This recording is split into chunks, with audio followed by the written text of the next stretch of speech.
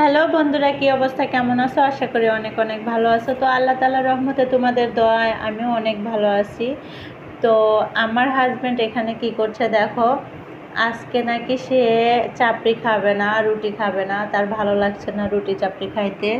তো সে বানাচ্ছে পিঠা, সমস্ত ময় মশলা দিয়ে, কাঁচামরিচ, পেঁয়াজ, আদা রসুন বাটা, তারপরে হলুদ, লবণ, মরিচের গুঁড়ি, ধনিয়ার গুঁড়ি, এগুলো দিয়ে সুন্দর করে এই আটা নিয়ে মাখিয়েছে সুন্দর করে, 2টা ডিম দিয়ে মাখিয়ে তারপর এটাকে দেখো তেলের মধ্যে ছেড়ে ছেড়ে দিচ্ছে এইভাবে। অবশ্য অনেকটা সুন্দর হচ্ছে না, এই দিক সেই দিক বাঁকা হয়ে যাচ্ছে, বাট তবুও চেষ্টা করতেছে। আলহামদুলিল্লাহ, এই যে একটা তুলে নিয়েছে।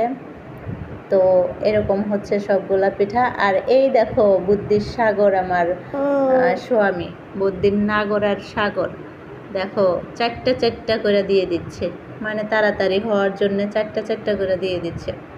তো যাই হোক, সবাই ভালো থাকো। আর আমার হাজব্যান্ড কতটা সুন্দর করে পিঠা বানাতে পারে অবশ্যই কমেন্ট করে